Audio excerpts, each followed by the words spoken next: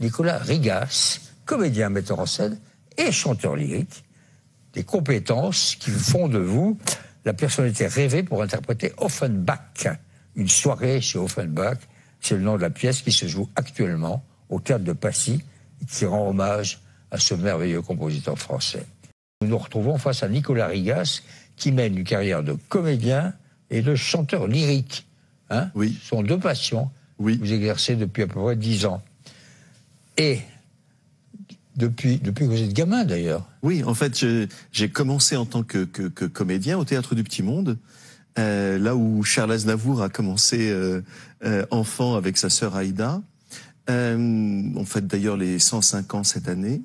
Et donc j'ai commencé enfant, j'ai été donc comédien. Et puis le hasard a fait que j'ai travaillé en tant que comédien à l'Opéra de Paris.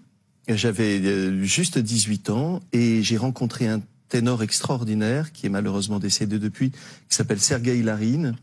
Et je suis devenu son coach de théâtre. Pour ensuite devenir vous-même. Et lui a été mon professeur de chant, mon premier professeur de chant, et je suis donc devenu chanteur d'opéra depuis.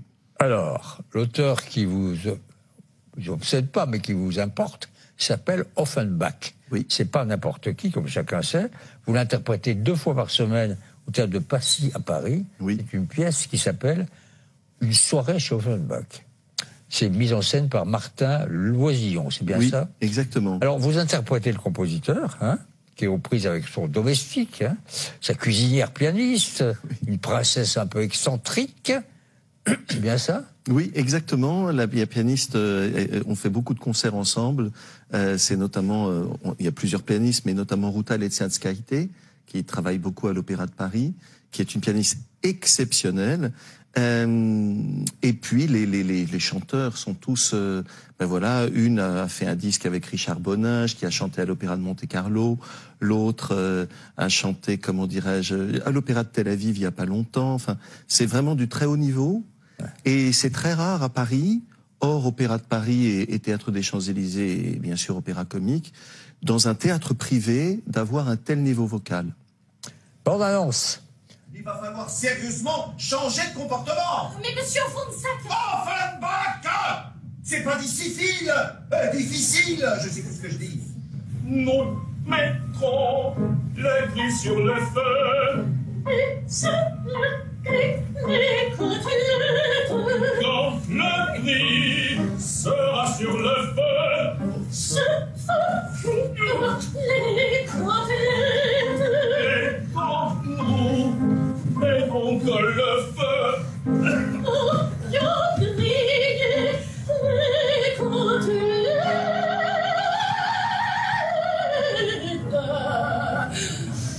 nous avons le prix du feu et mangerons les côtelettes. Nous avons le prix du feu et mangerons les côtelettes.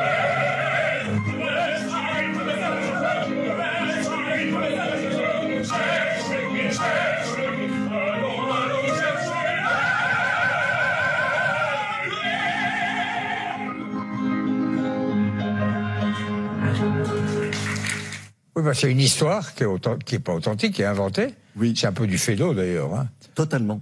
Et puis il y a la musique. Et Oui. Offenbach, c'est quand même extraordinaire, non? Donc, Parce qu'il a écrit La vie parisienne, Les contes d'Hoffmann, La belle Hélène. Est-ce qu'il y a un air que vous appréciez plus qu'un autre? un air que j'apprécie plus qu'un autre. Alors, comme j'ai beaucoup chanté les contes d'Hoffmann, ouais. J'aime beaucoup chanter les Quatre Diables, et donc là, j'aime chanter l'air de Lindorf. Ouais. Et le fameux septuor qu'on a réduit en trio, mais le septuor des contes d'Hoffmann, qui est juste extraordinaire. Alors moi, évidemment, mon tube, mon favori, c'est le brésilien. Ah oui. Je suis brésilien, j'ai de l'or. Mais ça, c'est Dario Moreno. On peut l'écouter un peu, non? Et j'arrive de Rio de Janeiro, plus riche aujourd'hui que naguère Paris. Je te reviens encore 2 fois, je suis venu déjà. J'avais de l'or dans ma valise, des diamants dans ma chemise. Combien a duré tout cela? Le temps d'avoir 200 amis et C'est un de rythme incroyable, hein. 6 Oui. mois de galanterie. Oui, et là, c'est un air de ténor, et vous avez pu voir d'ailleurs, il y a plusieurs interprètes. Chaque soir, il y a un interprète différent, donc c'est jamais les mêmes. Dans tantôt c'est Ping Zhang, tantôt c'est comment dirais-je Christophe Poncet de Solage, tantôt c'est Pierre-Antoine Chaumien. Là, notre princesse, c'est Christine Tocci. Donc voilà, c'est vraiment à chaque fois parce que comme ils chantent un peu partout dans le monde, Vous connaissez un peu Offenbach, il faut quand qu'ils même, soient hein. un peu libres. Très peu, je dois l'avouer. Ouais. Très peu. Bah écoutez-le. Ouais, formidable. je Non, prends non, mais note. c'est Ah oui, fort. c'est très drôle. Et vous? Je l'ai vu à l'Opéra de Paris. Oui, il y a les brigands en ce moment. Non, je l'ai vu il y a 2 ans. mis en Ah, les scène contes par, d'Hoffmann alors. Oui, c'est vrai, ouais. Les contes d'Hoffmann à l'Opéra de Paris, oui. Oui. Mais c'est drôle parce que je rigole avec Offenbach parce que mon père, qui n'était pas du tout chanteur, Oui. se retrouve un jour à avoir son agent qui l'appelle en lui disant voilà, c'est l'Opéra de Genève, il voudrait savoir est-ce que tu sais chanter. Et mon père fait quand je te dirai le prix, tu sais chanter. C'est ça. Et il a fait La Belle Hélène.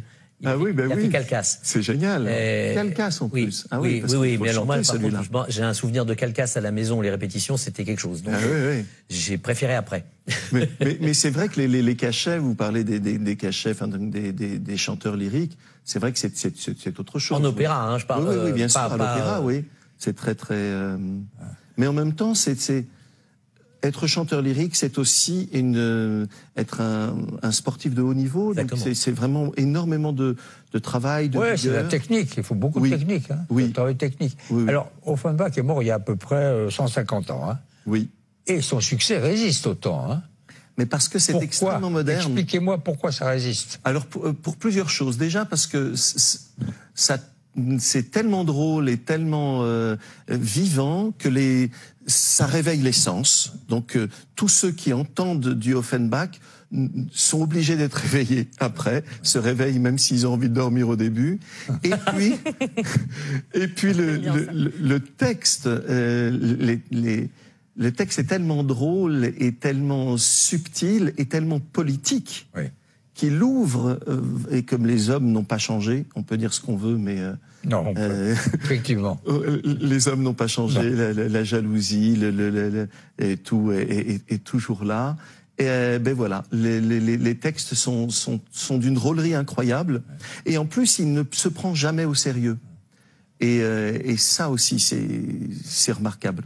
L'écriture et la mise en scène sont signés Martin Loisillon. Oui. Qui a bien voulu répondre à quelques questions. Avec Offenbach, c'est facile de lui donner de la vie et de lui donner de la modernité. Et il y a des musiques qui passent que certaines personnes ne connaissent pas. Et à la sortie du spectacle, ils me disent mais c'est Offenbach qui a écrit ça, qui a accepté ce livret. Et les gens sont surpris. Et en fait, il est extrêmement moderne, beaucoup plus moderne qu'on ne croit. Les chanteurs lyriques qu'on a sont d'un grand niveau parce que vocalement c'est pas simple, et en même temps il y a ce côté populaire et drôle qui fait que puis on le voit nous dans le public qui vient nous voir, on a de tout quoi. On a des gens qui sont fans d'opéra qui vont à l'Opéra de Paris pour voir des spectacles et qui viennent nous voir, et on a des familles, des gens qui sont plutôt venus pour le côté boulevard, le côté comédie, et qui s'amusent et qui prennent plaisir. Voilà. Alors, il faut savoir que notre invité Nicolas, il est souvent à New York. Régulièrement, vous y interprétez Tosca, au New York City Opera. Et vous avez une carrière américaine qui vous a valu ce mois-ci la couverture d'un prestigieux magazine qui s'appelle Downtown. Oui. Vous connaissez Downtown, vous êtes allé à New York, non? Downtown Magazine, oui. C'est un magazine qui explique Downtown, ce qui se passe en ville, c'est ça? Oui. Et donc qui vous donne quand même un très bel espace, hein? Oui, c'est une belle surprise. Donc j'ai chanté Scarpia là, donc au New York City Opera, et elle a entendu, enfin la rédactrice en chef du Downtown Magazine était là à la représentation. Elle a visiblement adoré, c'est ce qu'elle m'a dit, et donc elle dit mais écoutez vraiment je veux faire un portrait sur vous, donc voilà, elle m'a mis en couverture. Elle sait d'ailleurs que je vais y retourner parce que je vais y chanter Papageno également. La flûte enchantée, toujours avec le New York City Opera, avec un chef d'orchestre extraordinaire qui s'appelle Konstantin Orbelian, qui a été le chef de Dimitri Khorostovsky, de René Fleming. Enfin, vraiment, c'est un chef extraordinaire. Et puis, un opéra tout nouveau, très ancien et tout nouveau, parce que ce sera la première fois qu'il sera donné aux États-Unis. C'est Isabeau de Mascagni. Pas. Voilà, personne ne connaît, et effectivement, c'est très rarement donné. C'est lui qui a écrit Cavaliera Rusticana, Oui. qui là est beaucoup plus connu. Et Isabeau, voilà, sera donné au New York City Opera et j'aurai la chance d'interpréter le roi. Voilà. Nicolas Rigas, une soirée chez Offenbach, Théâtre de Passy à Paris, lundi 19h, samedi 17h. Samedi 17h, exactement. Et puis il y a aussi, comment dirais-je, avec ce spectacle qu'on a aussi donné avec orchestre aux grandes écuries du château de Versailles, se donnera aussi avec orchestre dans différents lieux.